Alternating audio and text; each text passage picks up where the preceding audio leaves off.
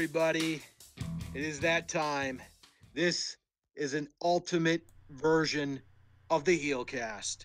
With me tonight in this very awesome, excellent version of the Heelcast, we have a returning FK9.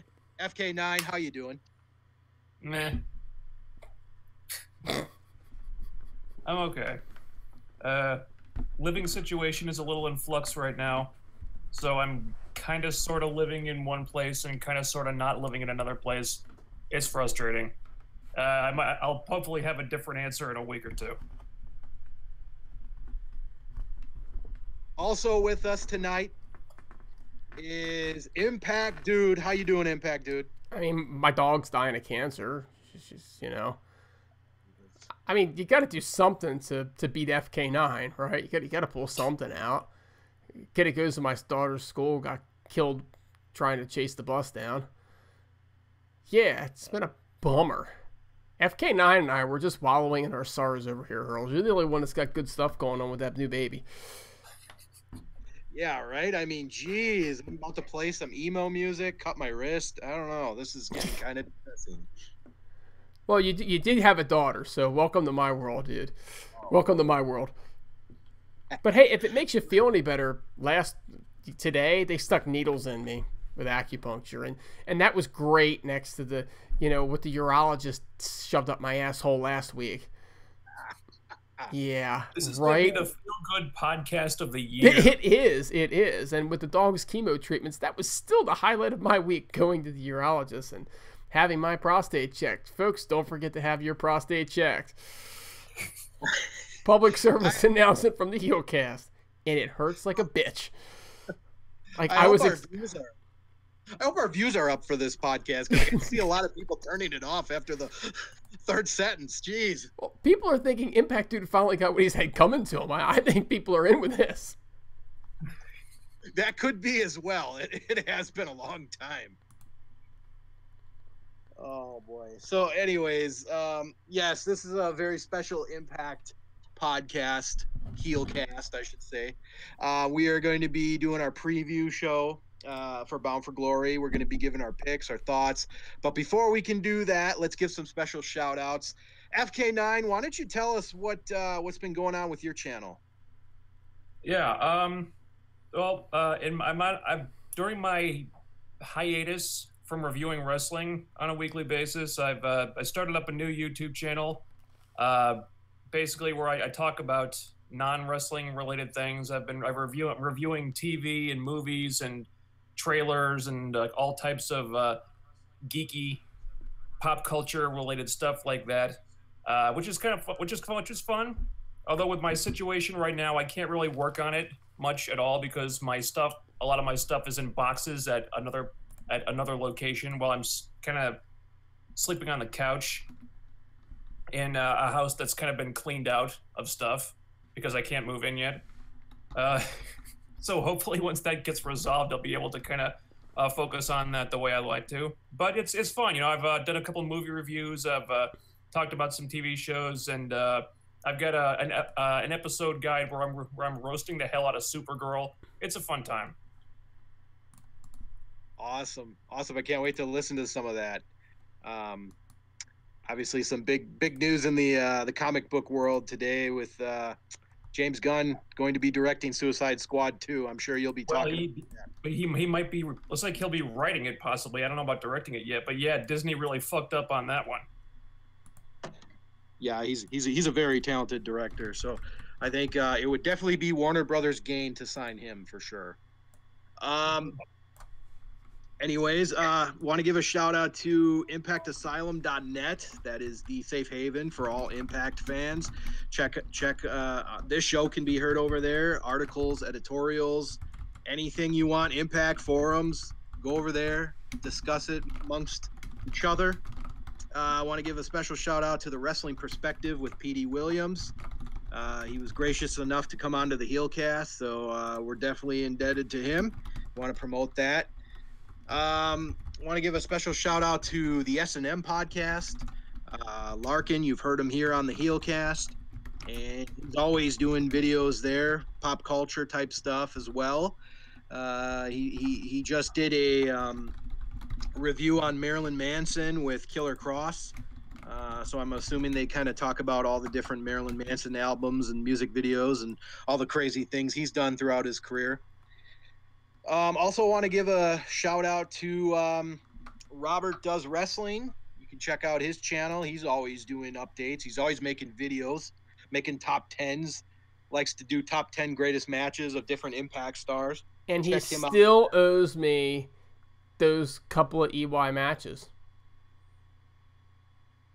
Still owes them to me. Robert, what you waiting for, man? Come on, Robert. Hopefully he's in the chat. Maybe he's listening right now. Maybe we'll get a reaction from him. But anyways, that's Robert Does Wrestling. Also, check out the Retro Review Crew, my very own podcast with Travis. We do usually mostly old school video games, but we're going to be doing some more modern games eventually. We just did one on Super Mario Kart. We talked about all the different strategies of that game, so I'm sure a lot of people have played that game at least one time or another. So go over there, check it out, and we kind of give you the inside scoop of Super Mario Kart. That's all I got. Dude, you got any other ones you want to recommend? Man, I think you nailed it. You're covering it hardcore, man. Don't mention the word hardcore. Not while I'm on a computer. All right then. Let's first thing first before we get into the news, because the news is pretty juicy this week. Let's go over Impact. We're just going to do a quick rundown of Impact. So the show started off with an X Division match between Matt Sydal and Rich Swann. We saw Matt Sydal pick up the victory. I think the big thing coming out of this match was the re-debut of Ethan Page, who was formerly known as Chandler Park. Dude, you got any quick reactions to this match?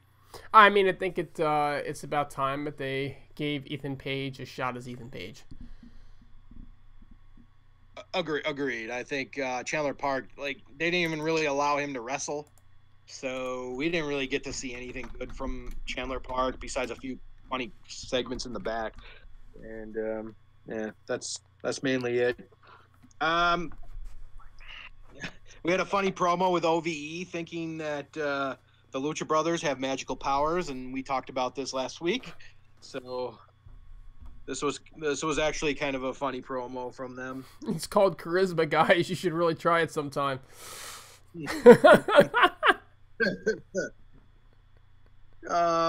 We had Moose called Eddie Edwards from Alicia's phone. Moose assured Eddie that his wife is fine, but tells him to come find them at a shutdown bar in Mexico City.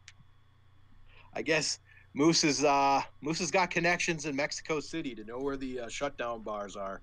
And so does Eddie Edwards. He knows exactly where to go. I guess they were good buddies, and that's why he knows. Well, maybe he's got a tracker. Maybe, I don't know, because maybe he's got a tracker on Alicia's phone. Maybe that's why he knew where she was. I don't know. I'm just trying to think of logic here. Help me out. Well, somebody has to. Right. Because logic and wrestling go hand in hand. Wink, wink. Especially on this show lately. Oh. You got that right. So then the next segment, we had Eli Drake come out there, and he issued an open challenge. And let's not forget, Scarlett Bordeaux came out to the announcing table for whatever reason, I guess just to announce that she's offering her services, and, Don Callis plays into that. But anyways, Eli Drake... I will offer Scarlett Bordeaux my services anytime. Hey, you got as good a shot as anybody, apparently. I mean, why not, right? Yeah. You're the Impact dude, the man of many names. That's what I'm saying. I have all these names. I got connections in the porn industry between you and Larkin. You know what I'm saying? See? Yeah, and you've interviewed the Decay. That should count for something.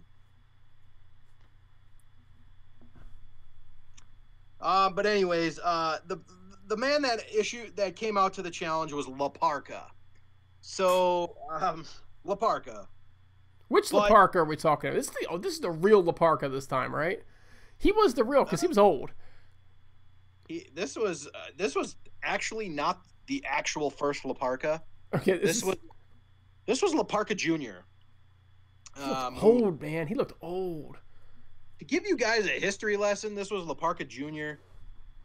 He actually acquired the rights in 2003 for the name La Parka. The real La Parka, the first La Parka, actually goes by L.A. Park.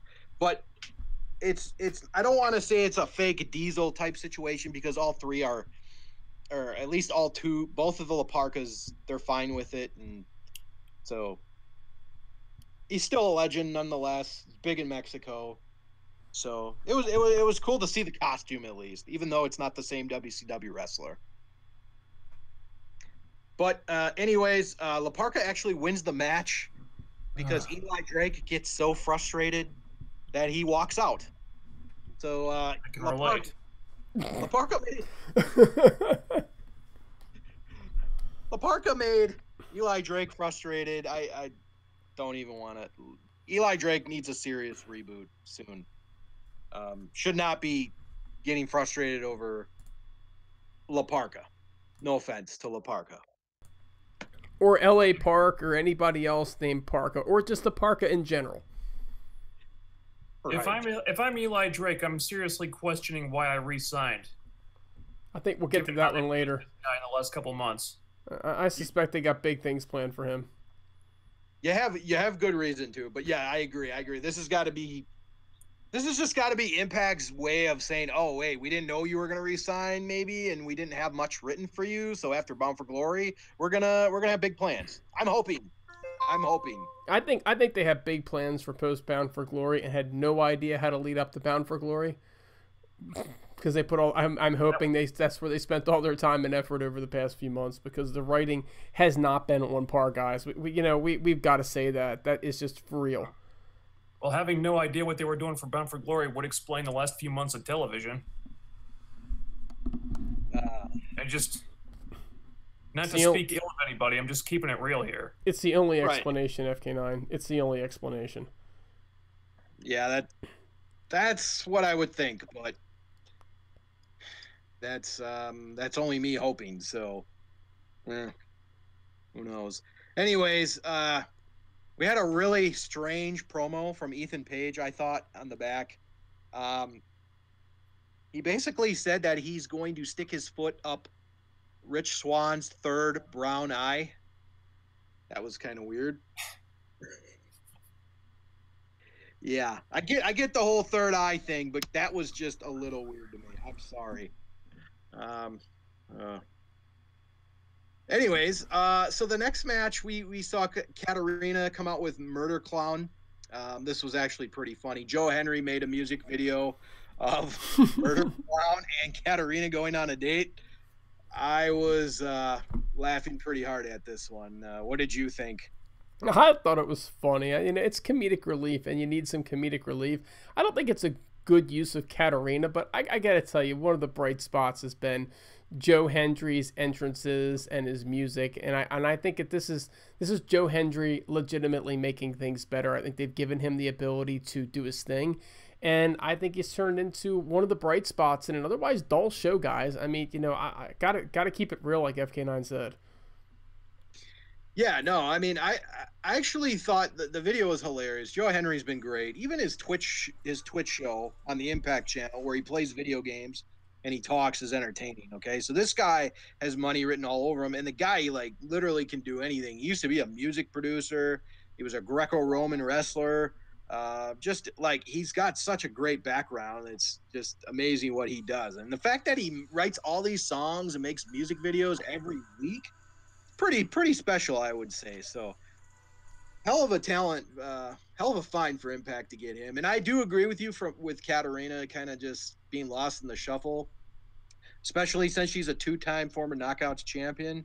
But I did like her as the manager to Murder Clown. I thought Murder Clown, I actually really liked Murder Clown. I thought Impact could use another Haas like him, and I thought he did pretty well against Joe Henry, and he picked up the win. So maybe Impact's not done using Murder Clown. Were you impressed with Murder Clown, dude? Not particularly. He just sounded like a local talent that they brought in. I can't see them flying him out to New York for Bound for Glory or the tapings afterwards.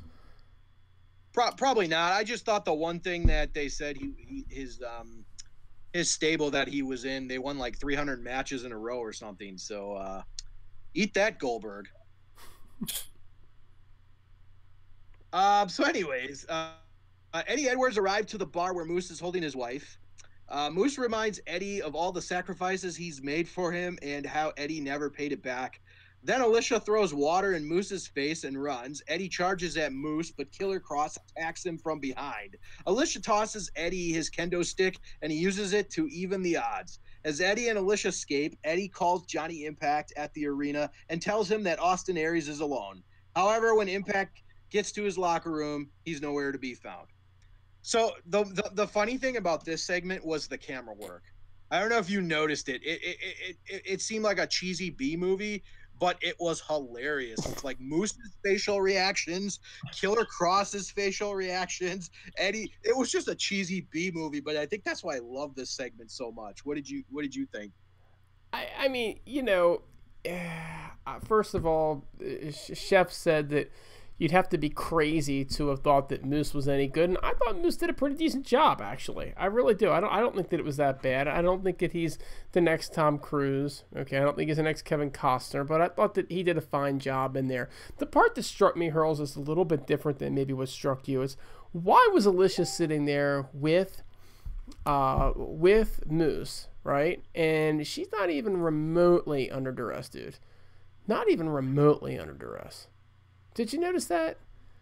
And then I did. And then she goes ahead and she's like, "Yeah, I'm gonna, sit something and throw water in your face. Let's go get him, Eddie." I don't know. This just smells of a turn here, man. It just reeks of one. Yeah, no, I agree. And the fact that she keeps saying that she's not his wife, so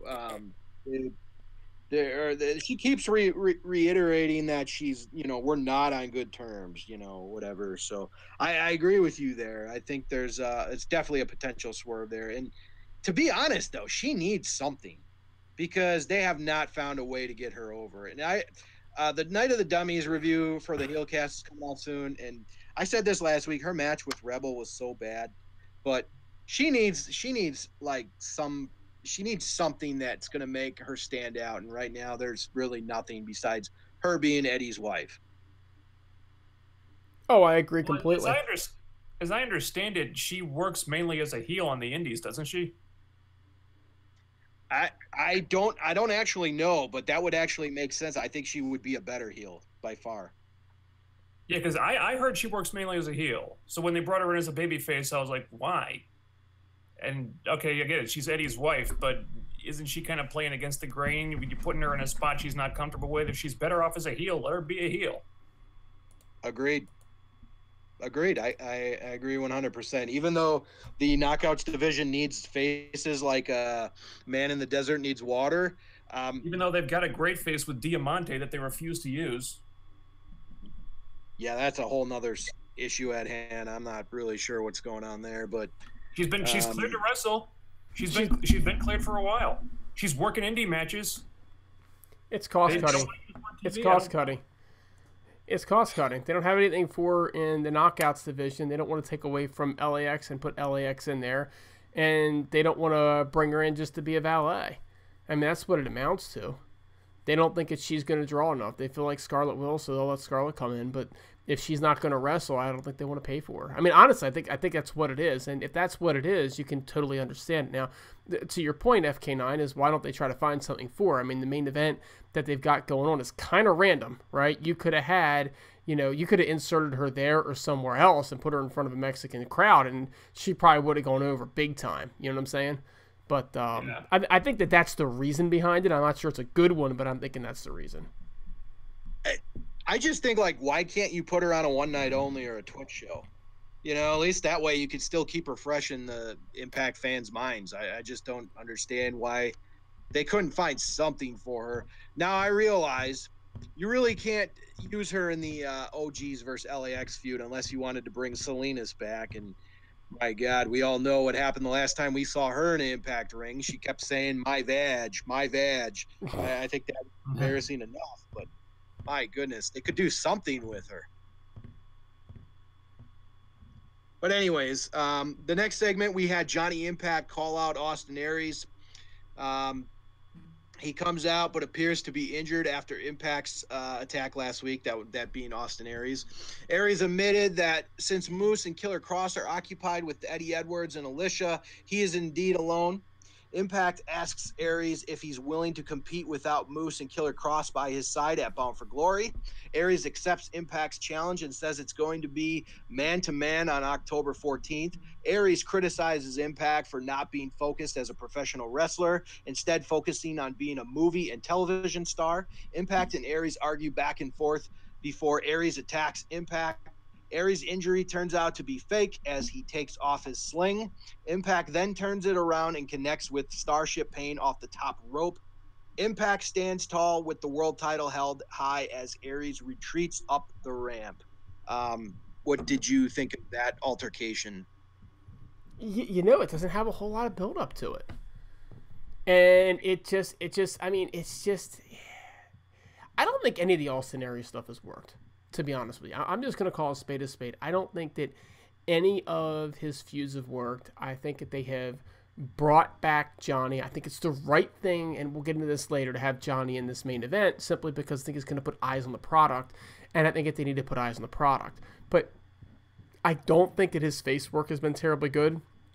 I think Austin Aries has been a better heel than Johnny has been face, but it's just, it's so random and it's so concocted. I feel like I've watched this angle 100 times before. There's nothing unique about it. Maybe they should have taken Johnny's wife and done something with Johnny's wife like they've done with Eddie's wife, right? I mean, Moose and Eddie is telling a much better story than what Aries and Johnny are right now. So I can't say that it was bad by any stretch of the imagination, but it really didn't make for must-see TV for me.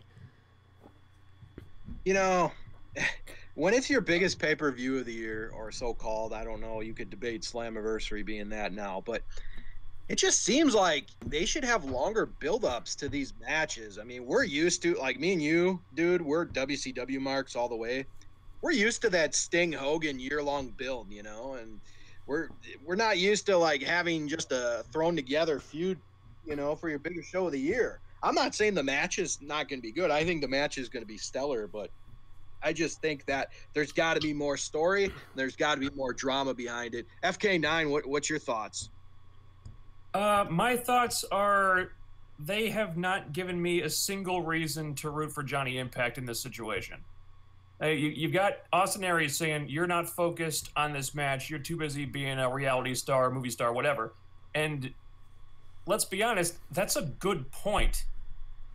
You know, Aries is the one who is on the show consistently, on the show every week, competing in the ring every week, cutting good promos every week, focused on the title every week. And then you got Johnny Impact, who can barely be bothered to show up. You know, he disappeared for months, then shows up on a random episode with no build-up and says, I just got a title shot. It's you and me at Bound for Glory. Just like that. You know, didn't need to work for it. Didn't need to win. Didn't need to earn the title match. Didn't need to win a #1 contendership bout or anything. He just got it handed to him. Why? Well, probably because he's on this season of Survivor, and the company wanted to cash in on that. Okay, I get that, but justify it on the show. Instead, the way this plays out is Johnny Impact just got the title match handed to him because he's on a reality show. And that's the same kind of shit that people hate the Bella Twins for in WWE, except, and now here, we're supposed to like him because of this? Why? We have more reason to root for Austin Aries. Yeah, he's the heel, but at least he's serious about the pro wrestling thing and the title match and the championship. And whereas Johnny is just kind of like he comes off like a celebrity who's getting a shot because he's a celebrity. It just doesn't work. And you know, then there's, you know, Aries routinely outshining him on the microphone and everything. And again, Johnny, now we're going into the biggest, or what's supposed to be the biggest show of the year, and you know, Johnny Impact is barely there most weeks. We got him. He appeared on this show. All right, good. But Aries has been there every week for months. So honestly, why should I root against Austin Aries in this situation? I don't know. You should root against him because ratings suck, and his run hasn't been very memorable, and it's time to pull the belt off of him. And Johnny, coming fresh off of Survivor, hopefully can put new eyes on the product. Now, Johnny's got to earn those eyes. He's got to keep them on the product. But, I mean, let's face it, this is just reeks of Ring of Honor billing, right? This is how Ring of Honor does things. And I think what we're seeing here is we're seeing Impact turn into Ring of Honor Light, and it's not working for their fan base. Impact is doing what good businesses do. They look at what's working for others, and then they try to mimic it. And right now, all they're looking at is going, Ring of Honor's been hot, Ring of Honor's been hot, Ring of Honor's been hot, let's do that. Truth is, Ring of Honor is a vastly different fan base, and it's a very rabid fan base, but it's a small fan base. It's a fan base that will travel for them, that will go to some of these events, but they're not going to draw big ratings. And Impact is always been more of a ratings type of TV company as opposed to, you know, a traditional wrestling company with doing shows. And so in my mind, what we're seeing here is we're seeing Impact try to adapt to Ring of Honor, and I'm just not sure that there's a whole lot of space in that arena for the two of them. I think that they still need to be Impact. I think Ring of Honor needs to be Ring of Honor, and I think that Lucha Underground needs to continue to be Lucha Underground. And I think the three can work together, but try to maintain their identities. That's, to me, the biggest problem that I'm seeing right now. Yeah, I agree. Very solid points. And I just want to say I totally forgot the one thing that did crack me up while Johnny Impact was looking for Austin Aries backstage is when he went into that dark room and he saw one of the arena workers there, and he said, "What are you doing in the dark? It's weird." I laughed. I laughed at that. I thought that was kind of funny. But anyways, then backstage we had X Division champion Brian Cage says he's going to answer OVE's challenge tonight, which I thought was kind of strange since it's their BFG match. But anyways, also for next week, we got the Desi Hit Squad members going to face each other after Gama Singh basically makes the match to see who's stronger. We also have PD Williams is the first to audition for Scarlett Bordeaux's exclusive services. Williams shows Scarlett how to give him the Canadian Destroyer, starting a fight between PD Williams and Trevor Lee, who's next in line. Then the Lucha Brothers are furious at OVE for disrespecting them in their home of Mexico. They also accept OVE's challenge for a showdown in the ring later tonight. Then the next match we had Su Yung versus Kiera Hogan. Su Yung gets the win. She hits the panic switch on Kiera.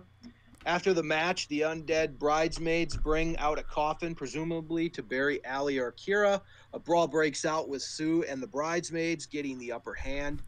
Kiera sacrifices herself to save Ali, allowing Sue to place Kiera in the coffin and close the lid. Backstage, then, we see Ali is seen panicking after Sue is able to take another one of her friends. Ali has a revelation and says she knows what she has to do next. So, thoughts on that? That was actually decent. It was actually a decent build to something. Honestly, I mean, you know, I think people are tired of it. I think people are like, we've seen this. But I mean, I can't say the build has been bad on this one. Do you know what I'm saying? So I think I like the fact that Sue is taking a loss along the way and making it seem like she may actually be able to lose. But I would kind of like to see Sue get another title shot. I don't think she was granted, you know, a shot after Ali got pinned and Sue lost the belt. And I think all of this is leading up to Bound for Glory, where they'll actually have the blow off. They're going to have a blow off. I mean, it's been going on for a long time. Yeah, I agree. I wish they would have a match at. I haven't heard anything at Bound for Glory between these two. Correct?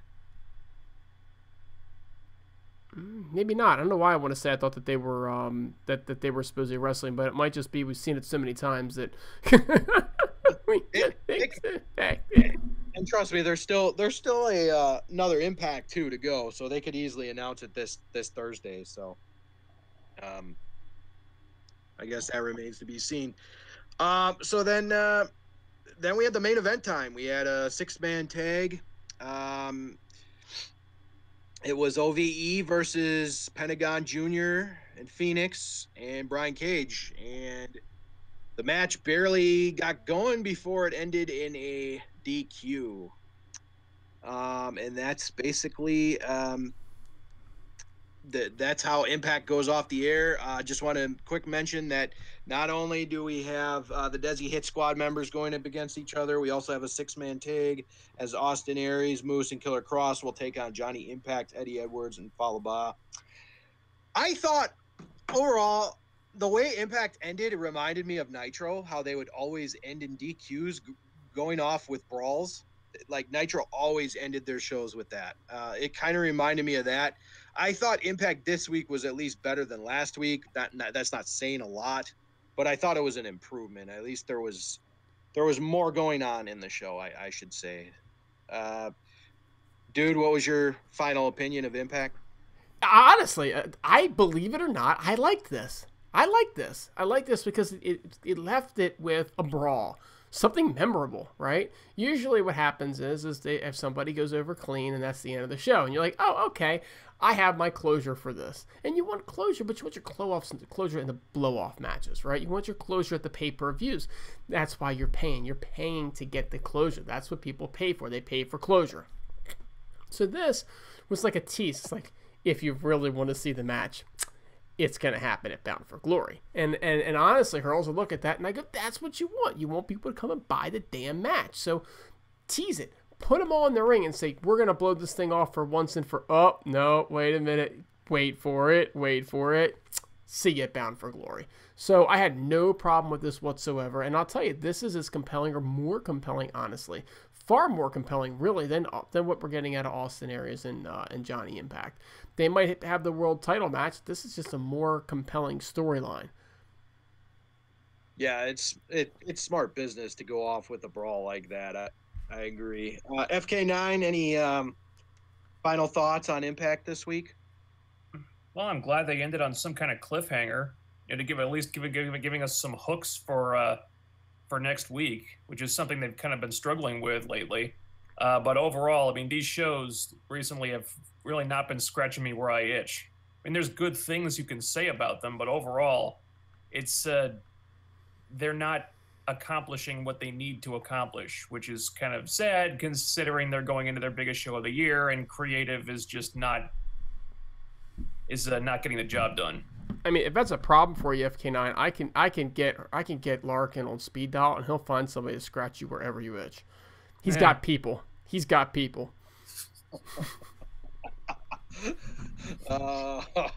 Yes, he does. Plenty of people. But anyways, that was Impact. So I guess let's get to the main segment of the Heelcast this week. Let's go through the news. So I understand that, dude, you got this next one with Homicide giving a hint of what could possibly happen. Why don't you go more into detail about that? Yeah, so, they've been hinting big things for a while coming out of here with LAX, right? And Homicide was asked about what the talks with WWE were, and he really skated the question. I mean, if you read it, all he goes is, look, come Bound for Glory, there's big things going on with us. People have been talking about the potential for the Bucks to show up for a while. I want you guys to keep two things in mind, actually. First of all, does anybody know where the Bucks are going to be Friday night? Anybody? No. Baltimore. Hop, skip, and a jump from New York. And Bucks, if you're listening, I'd be glad to give you a ride up because I'm actually headed up to New York from Baltimore myself to head to Bound for Glory this weekend. That's the first thing. So they're in the neighborhood. The second thing, and this is the thing that people seem to keep forgetting, is that about a year and a half ago, there was supposed to be some matches, okay? And the Bucks were supposed to come to Impact because apparently Impact sent their top tag team over to Ring of Honor. Anybody remember anything about that? I don't know, the Hardys showing up at Ring of Honor, right? In my mind, that was done on a handshake deal. Hey, we'll send you talent, you send us talent type of a thing. And we all know that the Hardys left and nothing ever came of it, right? But at the same point in time, you know, when you have a handshake deal is kind of like a handshake deal, right? And the two companies have gotten along a little bit better over the course of time, and now all of a sudden there's this whole thing about the Bucks and Cody and, you know, I guess Omega as well, becoming free agents at the end of the year, right? Which means that their contracts are coming up. So if they're going to do that talent swap, now would be the time to do it, to make good on that. So when you look at it, am I hypothesizing here? Am I sure this is going to happen? Absolutely not, by no stretch of the imagination. But if you just kind of look at some of the things that could be going on behind the scenes, it is not unreasonable that the Bucks could possibly show up at Bound for Glory. Right. And they're also wrestling LAX on Jericho's cruise. So that's what I'm saying. Later on in the month, they're gonna be doing it again on the cruise. So there is, and Jericho would absolutely love to have his cruise affected by the fact that these guys just got done going at it, and all of a sudden there's buzz around the two teams. And hey, you want to see them wrestle? Come to my cruise. Right. I think there was some hints that a possible like Ring of Honor Impact storyline was going to happen after Bound for Glory as well, but that was just kind of a rumor. So who knows what's going to happen there. FK9, why don't you give us your thoughts on this situation? If you're asking me about whether the Bucks are going to show up in some capacity, I would say probably not. I'm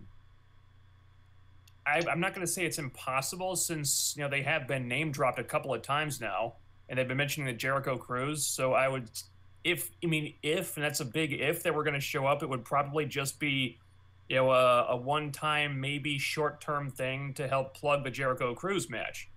I don't think that's out of the realm of possibility. But generally, I think you know, Jericho is probably a lot more likely than the Bucks are, just because that seems like it's more up his alley. Whereas the Bucks, I don't think they need to show up. I don't think that gains them anything. They would not be wrestling. Let me be really clear about this, okay? There would be no wrestling match.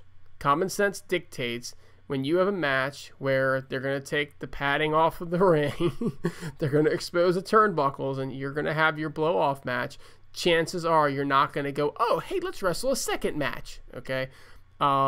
So I do not necessarily see them showing up in wrestling in any way, shape, or form.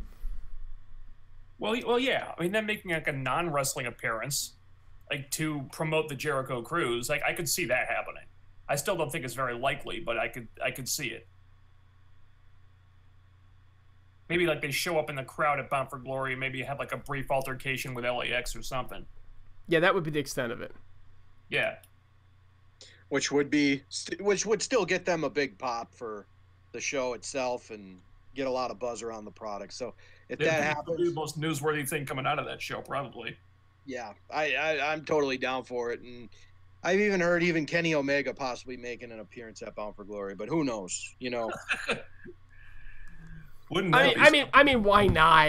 Why not just bring Omega into? Maybe he'll answer. You know what? Jericho's going to come out for Eli Drake's challenge. He's going to say, I don't feel like wrestling. Here's Kenny Omega, wrestle him instead. That's it. They're going to pay them both to show up. And then it's going to be a squash match. Eli Drake's going to go over in 30 seconds or less. Yeah, Eli Drake walks away from a match with La Parka, and then he's going to beat Jericho in 30 seconds. Actually, Omega. Remember, Jericho's not actually wrestling in this scenario. It's going to be Omega. Yeah, man, it'll be a handicap match. La Parka was too much for him to handle, but he can handle Omega. Let's make it a handicap match. Come on, FK9, handicap match. He'll beat them both. In fact, he'll pin them both. He'll gravy train one on top of the other, and then stand on top of them and pin them. That's what's going to happen. Are we talking? I don't know if we're talking about Starrcade or Bound for Glory, because we keep mentioning La Parka, Jericho, and it brings me to my next news story. Juventud, the juice is loose. Juventud Guerrera is going to be at Bound for Glory. Wow. Is he going to be Rich Swann's mystery partner? That's what a lot of people think. Dude, I want your reactions. Juventud Guerrera. I seen the pictures of him. He looks in good shape, at least. So Are you excited to bring the juice to Impact? Back to Impact, I should say. So in the past year or so, right? The rumors have been Rey Mysterio, Chris Jericho, Juventud Guerrero, right? La Parka, we got La Parka, right? I think all we're missing are Psychosis and Eddie Guerrero. If we can bring Eddie Guerrero back, I get excited for that one, right? Bring him up. I mean, seriously, it's like, hey guys, I got an idea. It's been 20 years. Let's bring back a WCW Cruiserweight division in Impact Wrestling.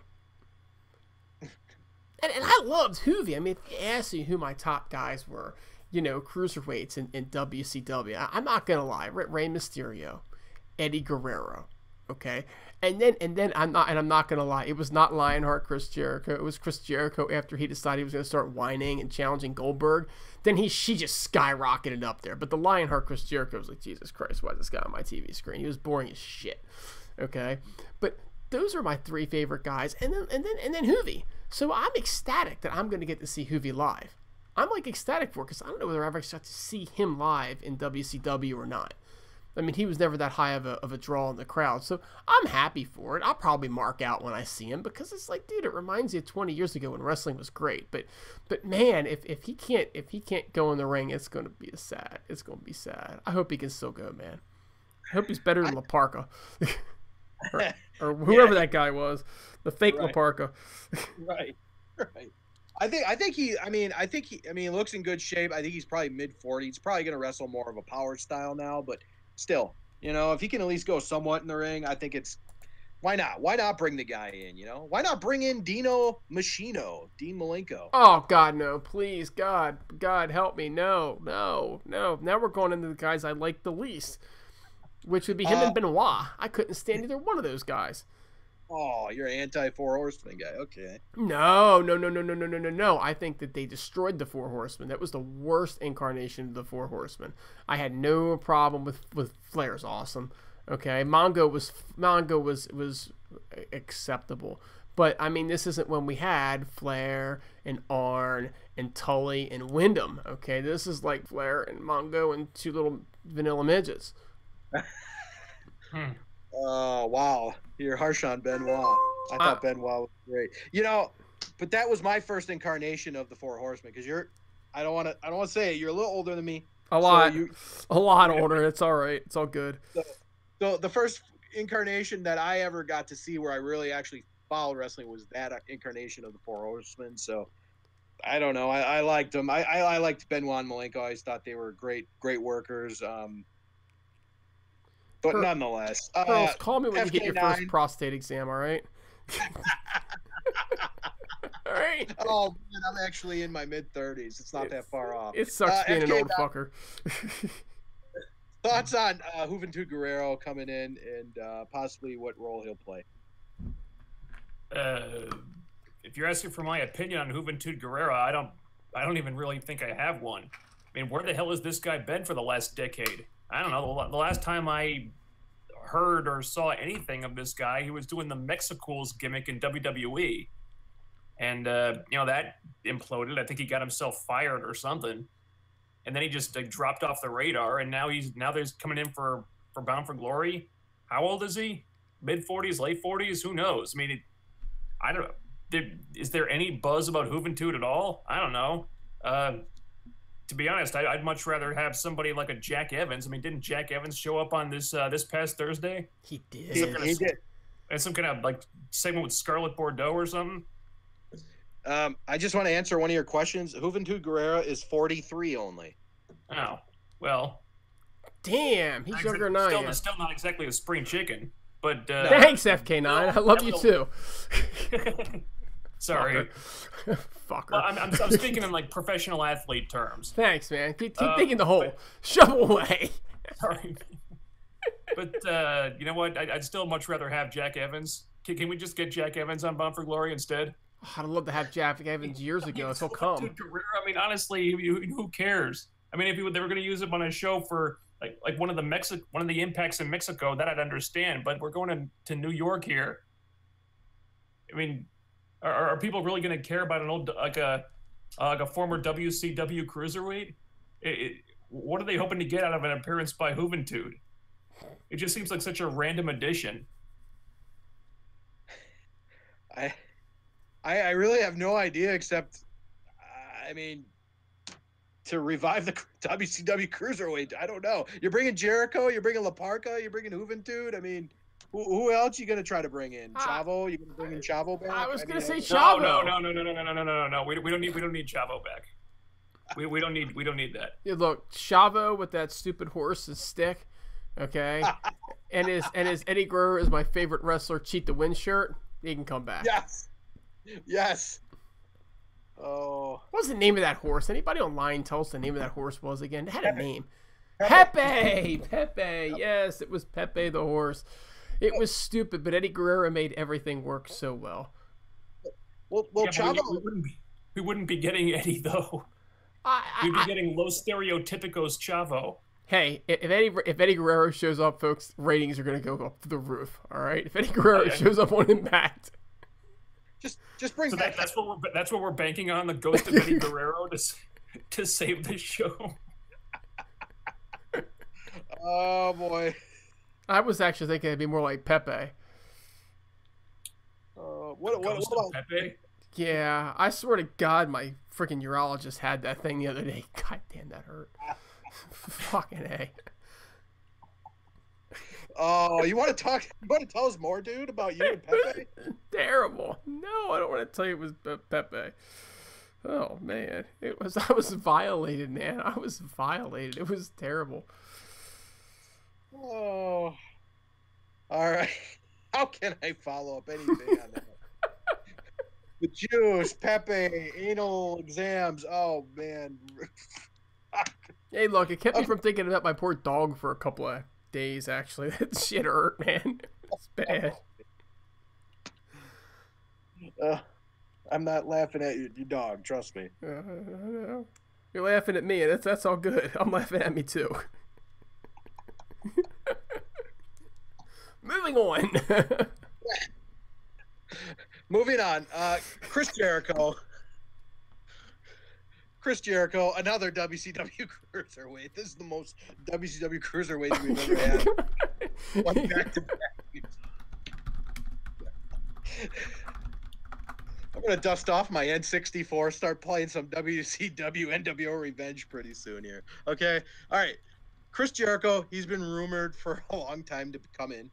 Okay? We didn't exactly know when it was going to happen or if it's going to happen. We still don't know. But the rumors are pretty strong right now. Chris Jericho, Bound for Glory. Is it going to happen? I think it is. FK9. If you'd asked me before Don Callis joined the company, I would have said, hell no, it's not going to happen. Now, I can see it happening. I mean, they've acknowledged the Jericho chance. Callis has a couple of times.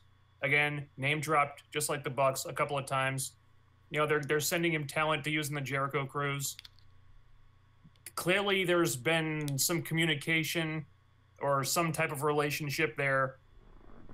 I don't know if I'm 100% on it, but I don't think it's that unlikely that we'll see Chris Jericho Bound for Glory.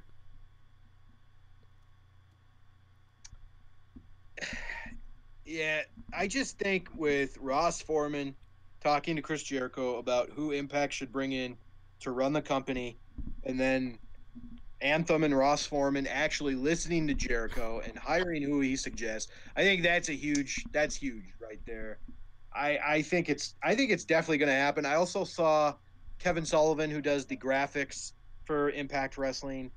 He did some he did a lot of hidden stuff in the graphics for Bound for Glory, and he tried to make people guess what they saw, and a lot of people came up with Break the Walls Down. It was on Wall Street. So I just think like all those hints about him possibly coming in, I think they got to lead to something. So I think I feel good in saying that he will be there. Dude, did you guys know that Chris Jericho's 47 years old? Did you realize he was that old? I did, actually. I didn't know who he was 43, but... He's 47. He's 47. So here's the first thing. Chris, if you're listening and you're in need of a urologist, don't call me, okay? Call somebody else. That having been said, here's the thing, guys, and you guys gave some pretty good reasons why, you know, there's definitely a relationship there. How about the fact that they've been promoting the cruise for him and helping him sell cabins like during the show and pointing it out? To me, you know, that shows that there's some kind of a business relationship there, more so than just, hey, hire the guy that, you know, I think you might hire and maybe we'll work together. To me, there's something more there. And Chris has always been a little more entrepreneurial than some of the other wrestlers. And if you don't think that he paid attention to All In, if you don't think he thought to himself, Cody did that, I'm freaking twice the star that Cody's ever been. I can probably do really well for myself if I went out. I could probably change the landscape. And, you know, I might be a Canadian myself, and I might want to help the Canadian company around too. The last I read today, they said that he is tentatively scheduled to be there. It didn't say it was a confirmation. And let's face it, guys. That's the easiest way to say, oh, we're going to be the ones that called it. He's tentatively scheduled to be there, and then when he doesn't show up, it's like, well, yeah, it fell through, right? I think he shows up. I think he shows up, and I think he wrestles Eli Drake. It's the only spot for him. What's he going to do? Come on and challenge, you know, Austin Aries? Big deal, right? What his role would be moving forward, I don't know. That's what I don't know. Would love to see him, you know, maybe sort of be somebody that maybe brought in the Bullet Club, right? To have a Ring of Honor Impact crossover, which is something that, you know, Ed was actually, you know, talking about, and Scott D'Amore, they were talking about working with everybody and called out Ring of Honor as well. So I think he'll be there. I think he'll answer the call to Eli Drake, and he'll go over, and people are going to be like, oh my God, Chris Jericho went over on Eli Drake. Well, Jesus Christ, people, the fake Parka went over on Eli Drake, and it didn't hurt him. He's not going to be hurt by losing to Chris Jericho. So I'm going to say that he's going to show up. I think that's going to be the one that's almost a lock to show up. That'll be of the things that I think is going to happen, and predictions that I'm making for this show. I'm going to say that's my number 2, and I'll save my number 1 for when we get to later. Well, Eli Drake on the Twitch shows has been losing to some random people we've never heard of. So La Parka is actually pretty good compared to some of those other guys. But anyways, I think you're going to have to take this one, dude, because I don't really know the context on here. Ed Nordholm says that they had to make hard decisions on if they should continue. And he basically says that ratings are going to be a focus in 2019, which I can't blame him. He also says that they have to do a lot better than Bound for Glory 2017, which I agree, and that the YouTube hits have been up 4 times. So, dude, if you want to kind of go more into that. Yeah, so he did an interview with, I guess it was Dave Penzer the other day. And basically what came out of it was that, you know, September, October of last year, they're looking at what's going on with this company, and they're going, man, we got to make some hard decisions. Are we going to continue, or are we going to just get out, right? Are we going to be done? And then it was on the table, you know, and ultimately they decided that they were going to continue and that they were going to kind of right the ship. And they did a lot of good this year. They really have. I don't know if the ship is completely righted, but they've definitely, you know, cut a lot of the pain and the suffering from the bottom line, right? But the goal of getting into the black. And I think what's happened is that, yeah, they are aware of the fact that they have lost viewers along the way, but I think that they were looking at it from a vision perspective. And this is where fans, and folks, I'm one of these fans, so please don't make it sound like I'm preaching to everybody else. I'm actually preaching to myself at the same time here. We're very short-sighted. We're looking at the product, and we want to see a hot product. And Impact's being a little bit more long-term than what we would like them to be, and they're saying to themselves, well, let's get rid of the bleeding. Let's make this thing profitable. Let's make this thing sustainable. And by doing that, we're going to cut all talent. Everything's gone. Hardys, you're out. You know, everybody's out. Patron, you screwed up. You were supposed to draw. You're out. Let's bring in some unknowns and try to build them up. In the process, of course, the product has suffered because we don't even know who the main eventers are. I mean, let's just be real. You know, it hasn't been a very good main event scene at all.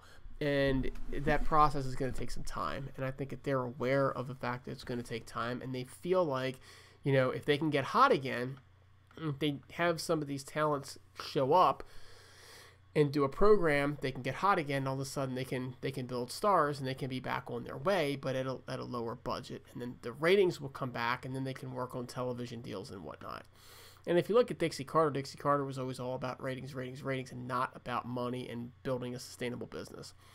And what they've chosen to do is focus on one piece, which is make the business sustainable. And then sometimes to do that, you got to cut growth. And I think that's really what you're seeing here is this entire, the things that you mentioned, Hurls, are Ed pretty much saying that. But he can't come out and just say that, because then he's telling us, yeah, we know we put on a shit product and it's okay. We're going to get you next year.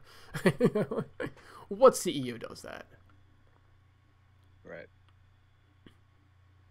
I think, like, overall in 2018, they made a lot of great decisions. I think that they've, adding the Twitch stuff, making the one night onlys a lot better than they used to be.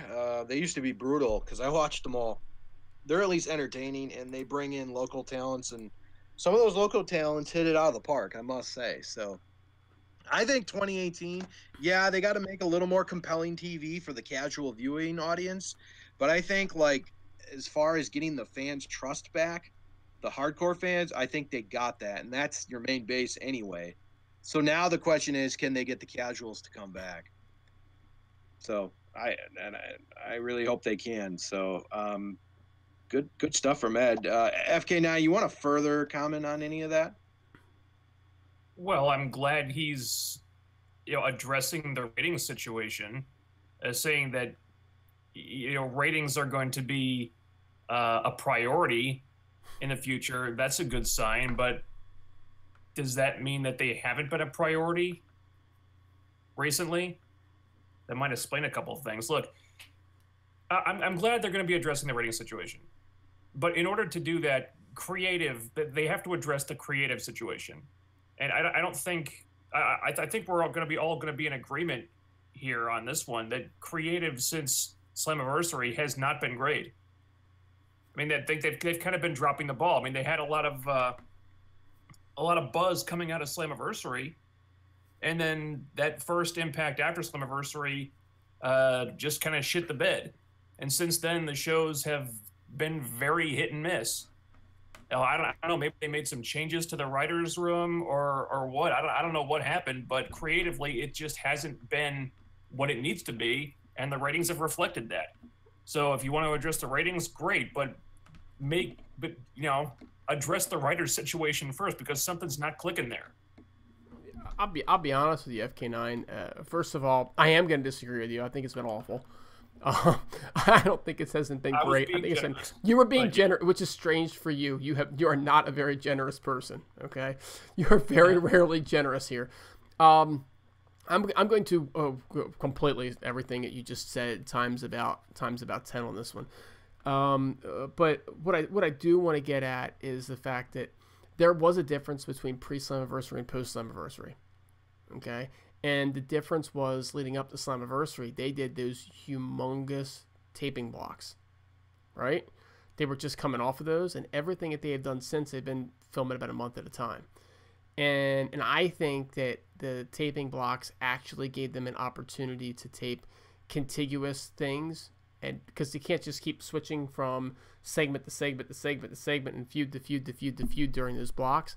So I think it gave them an opportunity to actually build a more continuous product. And I think that what we've seen is as they've gone on the road and gone these different places, they brought in local talent to try to draw to the arenas. And I think what they've done is that they've wound up with some, discontinuous programming, and it showed.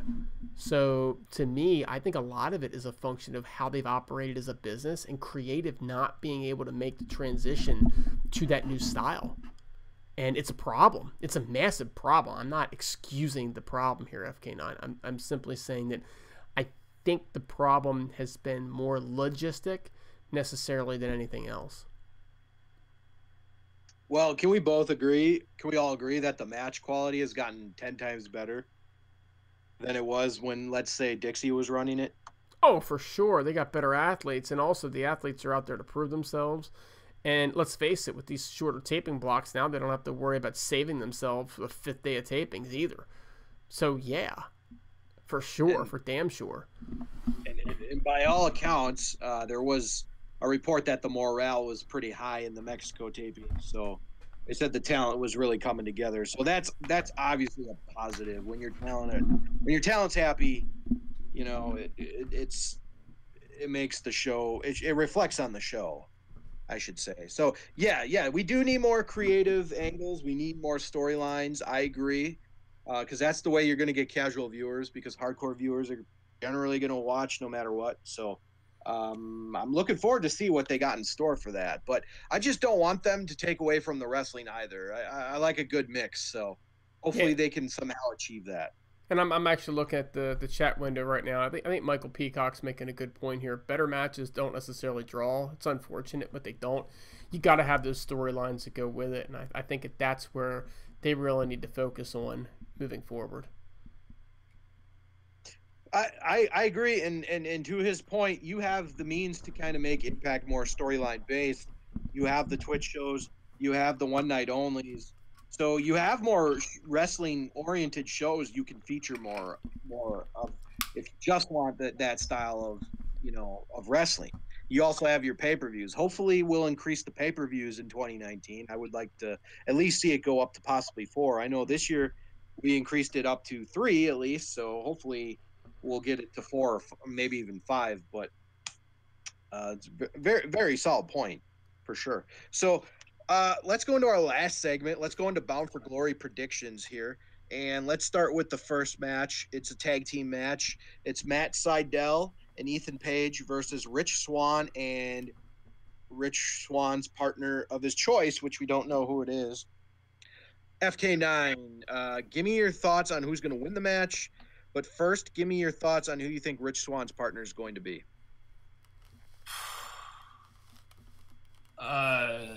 I'm assuming this is the role that they have penciled in for Hoovy. So I'm going to go with that. As for who wins and who goes over, man, I honestly, I don't even know what these people are feuding about. I mean... you laugh, but I'm serious. I mean, you have Matt Sydal doing this third eye thing and saying that he wants to open Rich Swann's third eye. Okay, well, what does that mean? I don't know. And maybe he wants to be a urologist. I need more information. Okay, Swann doesn't want to open his third eye. Okay, well, is there any more to this story? The whole thing is kind of confusing. I don't even know what they're fighting over, really. So I'm finding it hard to get invested. I'm sure the match will be great. I don't know what Hoovy's got left in the tank. But, you know, Rich Swann has been firing on all cylinders since he showed up. And, you know, Sydal is great, too. And, you know, Ethan Page is an entertaining guy. I'm not too familiar with him, but I love the Chandler Park stuff. So I'm sure the match will be worth watching, but I just don't know what the whole thing is for. Who goes over? I'm going to say Rich Swann and Ethan Page. That's not happening. That's not happening. Rich Swann and his partner. So okay. Excuse me. I'm drowsy. It's been a long day. Now there's a prediction for you, FK9. Yeah, there's going to be a double turn where their partners switch sides during the match.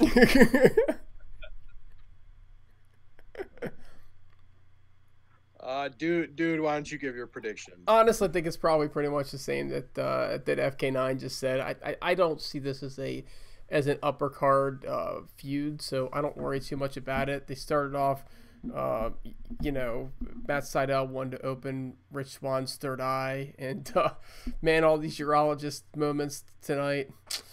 All I got to tell you is God only knows what that's all about. I don't want to find out. But what I will say is that, you know, Sydal cost Rich Swann a couple matches, and that's kind of leading into this. It's a nice way to bring Ethan Page back. But I'm going to say that Juventud Guerrero is going to wind up getting the pin on Matt Sydal. I agree. I think it's going to be Juventud as well. And I think Hoovy and Rich Swann are going to win. But, you know, to answer your question, FK9, I think this feud is about sexual tension, apparently, with the third eye. You know, I will be in the front row. Maybe I could lend a hand. Damn it, Matt Seidel, you're not opening my third eye, buddy. Just stay away. Yeah, there's a prediction. Is there going to be a run-in by Dude's urologist mid-match? Oh, boy. Oh, gosh, this Heelcast has gone off the rails. To bring it back, talk about random title shot. And this will probably make FK9 go on a nice rant, so I'm going to give it to him first. Taya Valkyrie versus Tessa Blanchard for the Knockouts Championship. Well, this is random as hell. Short version, I don't see any way that Taya wins this match. First of all, you got Tessa Blanchard, who is basically been outshining everyone else in this division. She's the best thing they've got in the knockout division right now. She only recently won the belt. I think it'd be stupid to take it off her. And then you've got Taya, who has visa issues that give them very limited access to her, that prevent her from being on television for long stretches of time, who showed up not unlike Johnny Impact and just randomly gets a title match at Bound for Glory because apparently the writers can't have anything else to do. Is there any reason at all to think that Taya would win? I don't think so. And much like with Johnny, I'm finding it very difficult to root for Taya in any way. I mean, well, she was a heel the last time we saw her, and now she's saying, "Oh, you're a bully. I don't like bullies." Taya, you're a fucking bully. Did I miss something? She was a bully when she showed up, and then she goes away, and suddenly she comes back, and now she's a babyface. We're supposed to root for her just like that, even though even though Tessa's the one who's been there every week, who's been performing at a high level every week, who's been looking like a star every week, and now here comes who's who people kind of want to cheer for with Tessa, and now here's Taya, right out of the blue, formerly heel Taya, saying, "Oh, you're a bully. I don't like you." And is there any reason to root for Taya whatsoever? I don't even know why this match exists, really. And it's not like Taya was being booked like a star the last time we saw her. She lost to fucking Madison Rayne, for crying out loud. And so did Tessa, to be fair, but at least Tessa has been rebuilt back up since then, whereas Taya was just off TV doing, I don't know, whatever. And now this is supposed to be a big match. Doesn't feel like a big match. It feels like, well, you know, we don't have Rosemary, and Sienna's gone. Our knockout roster is kind of bare bones at the moment, so what can we do? I don't know. Hey, Taya can work in America, right? Well, we'll use her for this match, and then who knows? But you know, if they want to shoot TV in Canada again, they can't use her, and they seem to like shooting TV in Canada. So I just want to correct you. Right, she actually just got her visa issues cleared, so she is now able to wrestle anywhere in Mexico or Canada. But go ahead. Oh, okay. Yep. Well, that's helpful. Mm-hmm. But even if they have more access to Taya than they did previously, I still don't see any reason to take the belt off Tessa.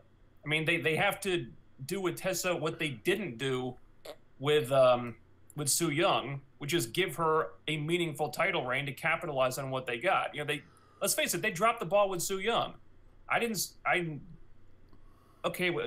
turns out Rosemary is going to be gone for a while. She's not going to be back in time to really capitalize on the Su Yung thing. I understand that, but they gave up on Su's title reign way too soon. I thought they should have tried to keep that going until Bound for Glory, and then they would have had this storyline with that would culminate with the triple threat with Tessa and Sue and Allie for the title. Instead, they just blew it on Impact. I thought they really should have saved that for Bound for Glory, because at least that would have had build-up. This match with Taya and Tessa, this has no build-up. This is just random. That match would have meant something. I'm not feeling it. I'm sure it'll be good. Maybe they could make it some kind of no DQ thing, because Taya excels in those types of matches, but right now it feels like a place filler. I say Tessa retains. I agree. I think Tessa's going to win this match as well. They got to keep her going strong. They got to build her up, and I 100% agree with you on Su Yung. I think they should have had this. If they were going to have Su Yung lose, they should have had it at a bigger stage than just a random Impact. I was very upset when Su Yung lost the title. I thought she was doing great stuff. And you're exactly right about Taya. I mean, she lost. Not only did she lose to Madison Rayne, she lost to Kiera Hogan, and she lost to Katarina on a one night only Cali combat. So she lost to Katarina, Madison Rayne, and Kiera Hogan. She really has no momentum to get this title shot. It's exactly what I said last week. It's just, who do we have available? Who can we use? That's all the Knockouts division is right now. It's unfortunate, but I'm really hoping that they can somehow right the ship in 2019. Dude? Yeah, I've been really hard on Taya on all this. You know, when when you think about it, she kind of screwed up last year's Bound for Glory, right? With the whole visa issue. Literally all she had to do was fill out her paperwork. It's back, but you have to figure that when you can't go to certain shows and you can't do certain things, that they're going to use you how they can use you. And you're going to pay the price for screwing up a pay-per-view, especially a big pay-per-view. So she did the job.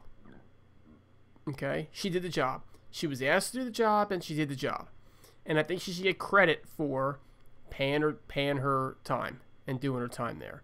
As far as randomly inserting her into this, they had nobody else. I mean, that's why she's doing it. They had nobody else. They did a terrible job building her to lead into it. But, you know, Johnny's getting title shots, so she's getting a title shot. It's the first time husband and wife ever gotten title shots, and if they win, it'll be the first time they ever actually win. Blah, blah, blah. I do not see her winning. I can't see her going over Tessa. The only way she goes over Tessa is with outside interference. It just doesn't happen. They have to keep Tessa strong. It was a mistake to end Sue's run as early as they did, but they may have needed to in order to, you know, basically, you know, sign Tessa and keep Tessa happy. I mean, I'm sure that Tessa had to be promised, you know, some sorts of title runs to get her to show up to begin with. It's something that E couldn't have given her. Tessa's going over in this one. This is a no-brainer. All right, that brings us to our third match at BFG. It's going to be Eddie Edwards versus Moose. Just a regular match. They've been feuding. Very strange feud, if you ask me. I don't really get the whole Moose, you know, saying that Eddie turned his back. I didn't even really know they were that great of friends to begin with, but okay. Dude, why don't you start this one off? So let's face it, on a basis of need, who needs this match more, Eddie or Moose? It's clearly Moose. In terms of how it goes down, you know, I think Alicia turns. I just found it very strange that Alicia was sitting there and she wasn't being restrained. She was just sitting there with Moose. She did not look like she was under duress at all. Then she's like, Eddie, get him. I mean, it was either terrible production or they're teasing a turn. So I'm going to say that Alicia turns on Eddie and Moose goes over. FK9. I think Moose, storyline-wise, Moose really needs this more. You know, it's the first, like, really high-profile match since Slammiversary. And he kind of needs the win to validate him in this new role. But creative-wise, to me at least, the story seems designed for Eddie to go over here. Unless, like Dude said, there's some kind of turn, which I could see happening. I think a turn would make sense for, at least for Alicia, or probably give her a role that she's more comfortable with. On the other side of that coin, what does having another person turn on Eddie Edwards do to his character? Because, you know, the psycho Eddie Edwards thing is not really working out.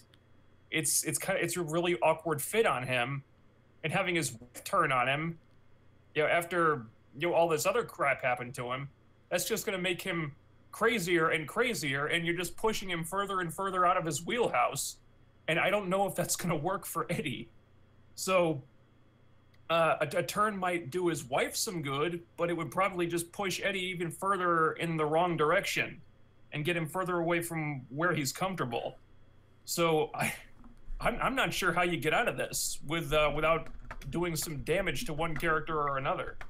But Moose needs to win more, so I'll go with Moose. See how I see this possibly playing out is I could see Alicia turning on Eddie, and then she could manage Killer Cross and Moose. And then right around the corner, 2019, we got Davey Richards coming back to wrestling. He said it many times that he was taking 2018 off to focus on getting his medical, to being a doctor.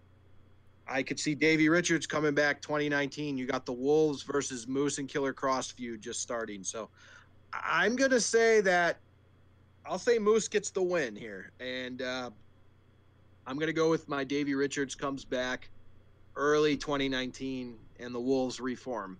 So we'll see if that happens. But I'm going Moose on this one. Man, only if he's given up on the doctor thing, because, I mean, it takes a lot to be a doctor, not 1 year. You know what I'm saying? Right. I actually would prefer to not have that happen, but only because I'd like to see the guy be a doctor. You know, like, he's still a good guy. You know what I mean? Right. I just wonder, like, is he just wanting to get the degree just to kind of fall back on it once his wrestling's over, or I just don't know. But he's clearly said that he's coming back in 2019, so it's a matter of in what capacity. I don't think he'll want to come back full time. Yeah. Well, Impact's the place to do it then. Damn right. Yep. So our fourth match of Bound for Glory, it's going to be an OVE rules match. It's going to be Ohio versus everything. Dave Chris, Jay Chris, Sami Callihan versus the Lucha Brothers of Phoenix and Pentagon Jr.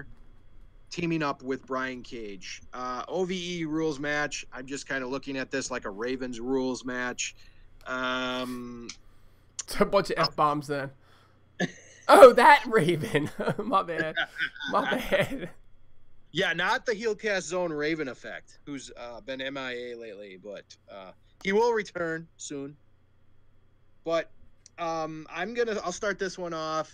I thought Sami Callihan and Pentagon Jr. tore the house down at Slammiversary, so I'm expecting this to be an amazing match. I would think, anyways. All six men can go, and I'm gonna say that OVE is not gonna win. I'm gonna go with Brian Cage, Phoenix, and Pentagon Jr. I think it's gonna be a very fun match.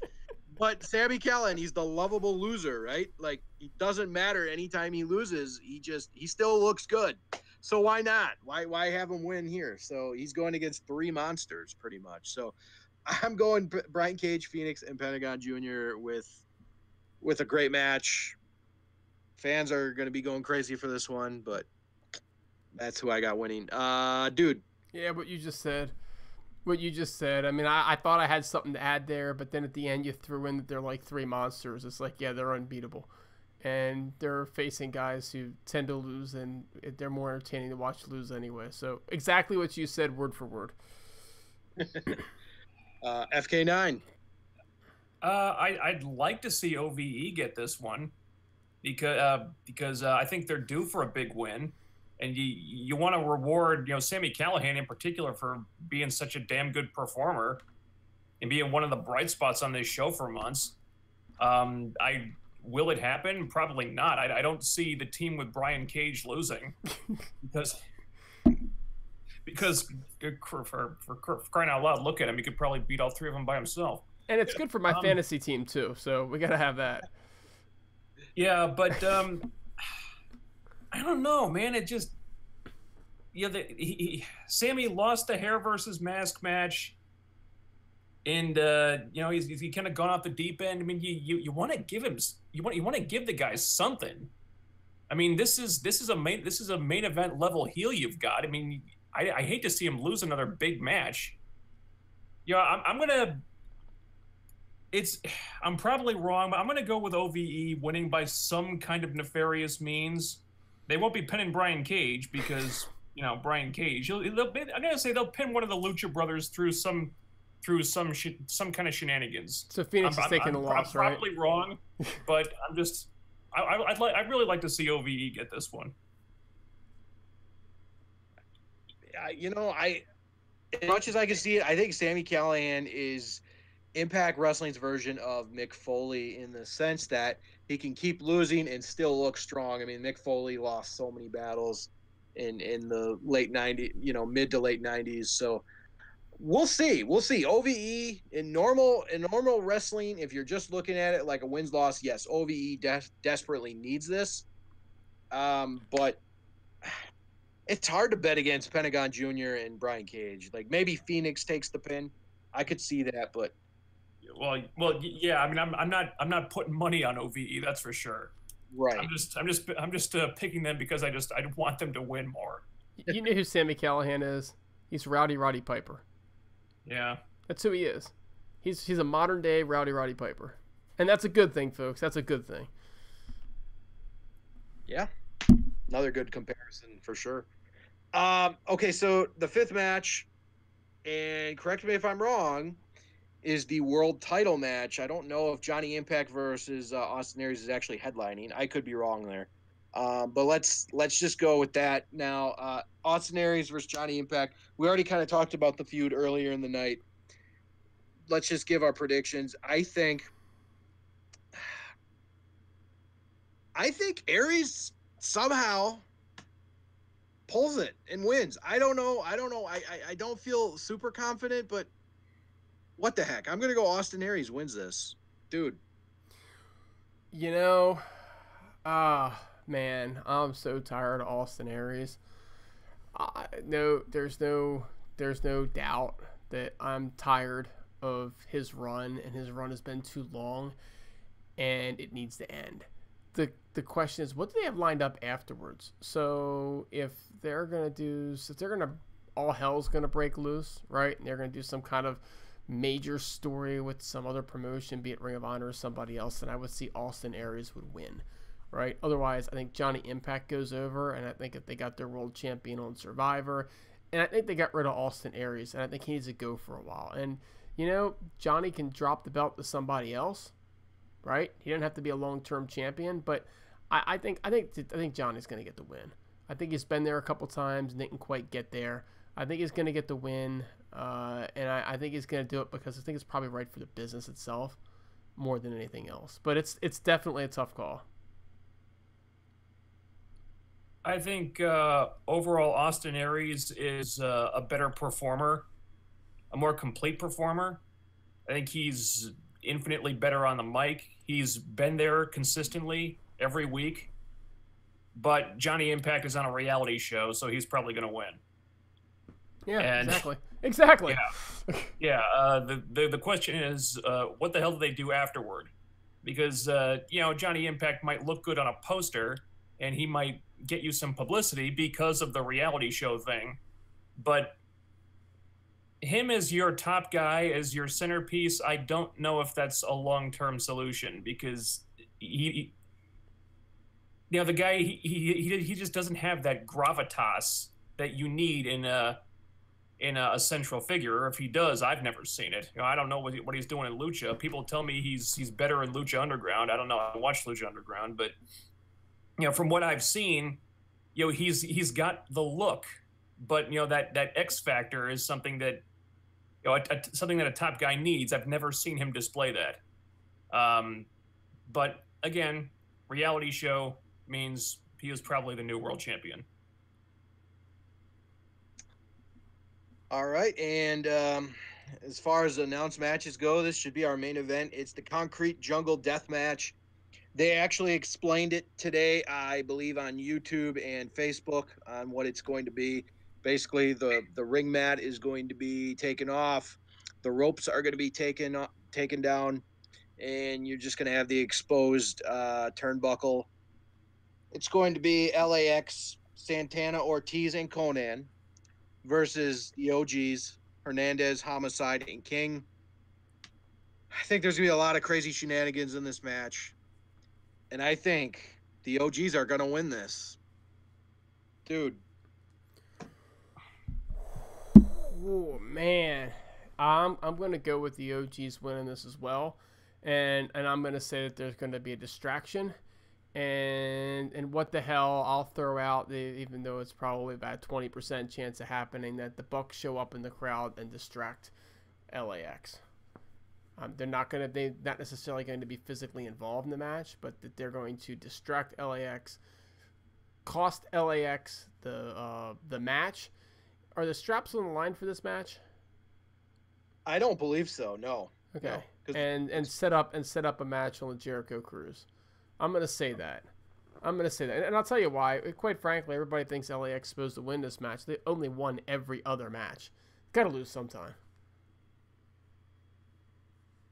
I think if this is intended to be the end of the feud, then LAX go over. If they're planning on continuing it, then the OGs win. And I'm gonna go with Dude on this. If the Bucks are going to show up, and I still think that's kind of a long shot, but if they do show up, it'll be doing something like that. They'll show up in the crowd and distract LAX, and that'll lead to them losing. Although I kind of don't want LAX to lose, just because I'm not. Honestly, the sooner we get rid of Hernandez, the better. I hate that guy. Right. But I mean, I'm getting the sense that the OGs kind of have to go over here if the feud is intended to continue, and I think it probably will, because they don't have a whole lot else going on with the tag teams right now. So probably the OGs take this one. Yeah, and I agree. And I think we're all kind of assuming Eli Drake's going to have a open call out, probably impromptu day of. Is this when Jericho comes out? Yes, yeah, absolutely. Okay, the thing about that is, though, if Chris Jericho does come out, I don't even care about a match. I just want them to have a promo battle. Because I guarantee you, any promo battle these two guys have will be way more entertaining than any match they could possibly have. I agree. I think a match would be fine, but the promos alone would be great. It's like Scott Steiner. You don't even want to see him wrestle. You just want to hear him on the mic all the time. So. Well, that's our Bound for Glory predictions. Oh, no, I got one more prediction. Hold the phone. I think there's gonna be one more match. I think it's gonna have Su Yung and Allie in it. This is what I think is gonna happen. And I think that Kiera Hogan, okay, is going to join the Undead Army, and they are going to open the casket to throw Allie into the casket, and they're going to be greeted by the demon. And I think that you're going to see Rosemary making a surprise appearance, just an appearance. She's not going to wrestle. She's not ready to wrestle, but I think she's going to come out of a casket. Man. Tear the house down. That's a bold prediction, by the way. That's my bold prediction. That's the one that I was like, this is what's going to happen.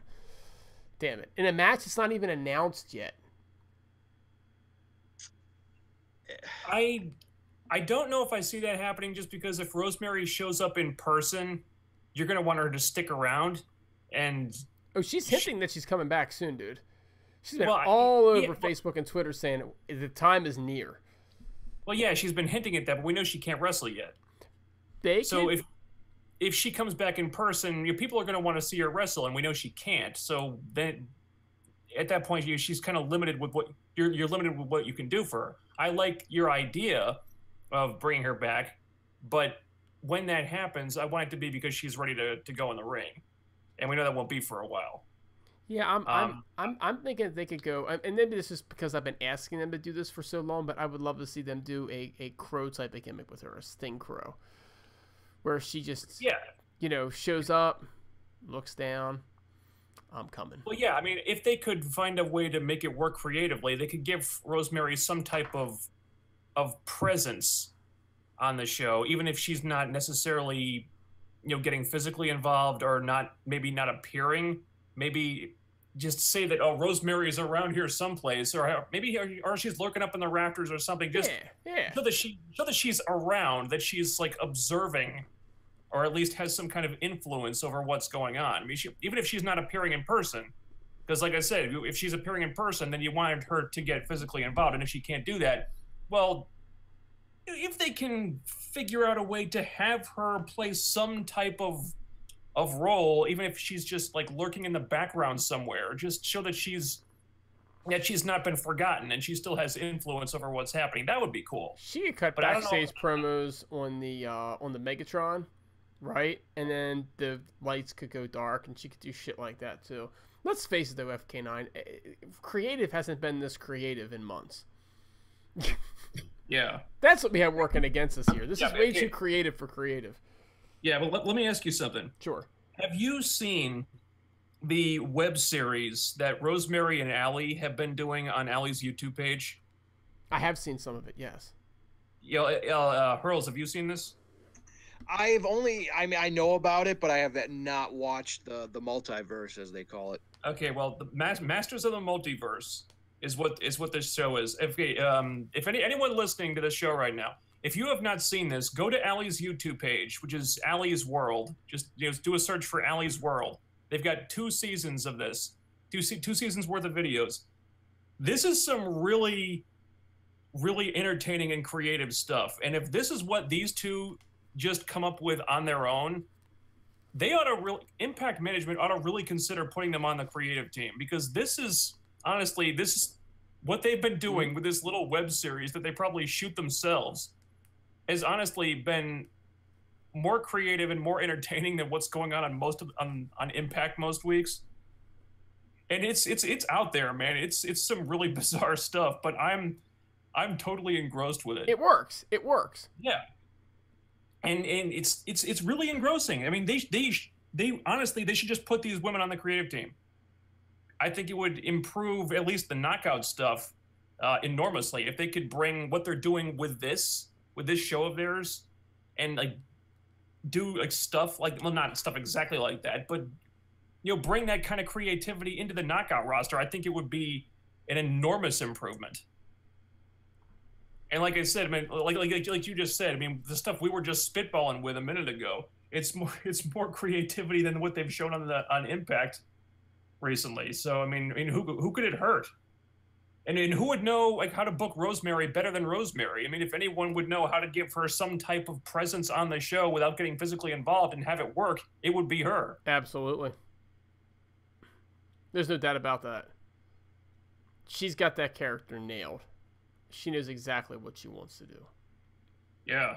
And I mean, this goes back to even before she debuted on Impact. I mean, that whole Courtney Rush and Cherry Bomb feud that just saw how Courtney Rush transitioned into the Rosemary character, all that whole storyline in Smash Wrestling, that was fantastic.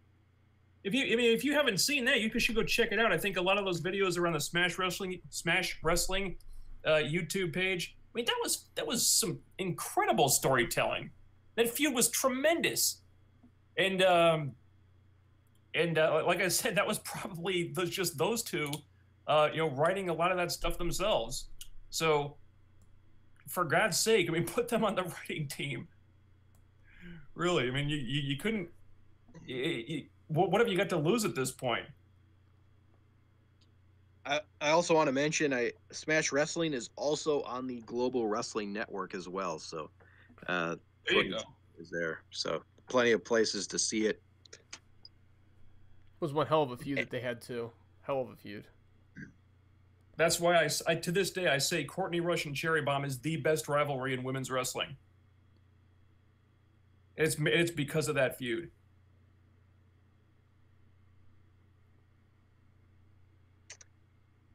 Well, anyone else have any final comments before we close out the show? Nah, I busted my nut. You know that. Well, you know I busted my nut. Premature this time. That's right. Oh, make it 11, right?